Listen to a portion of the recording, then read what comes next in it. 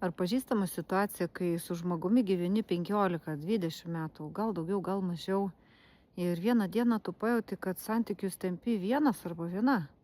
Bandai ieškoti išeičių, bandai kalbėtis, bandai pasakyti, kas tau skauda. Ir ne dėl to, kad tu nori užvaldyti tą žmogų, ar kad tu esi egoistas ar egoistė. Visiškai ne dėl to. Tu darai dėl to, kad nori, kad tavo santykiai netaptų įpročiu, o kad galėtumėt augti santykiuose kartu ir jūsų santykiai augtų. Prieš priemant sprendimą užduokite keletą klausimų savo.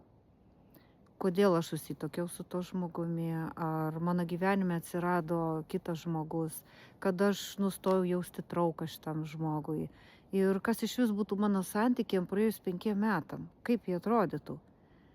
Ir kas būtų, jeigu aš kreipčiausi pagalbos. Prieš priemant labai svarbų sprendimą, ar išeiti iš santykių, ar juose būti, labai svarbu mokėtis kalbėtis ir nebijoti paprašyti pagalbos.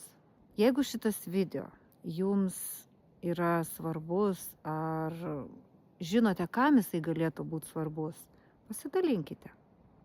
Ir ačiū, kad žiūrėjote. Ir iki kito karto. Iki.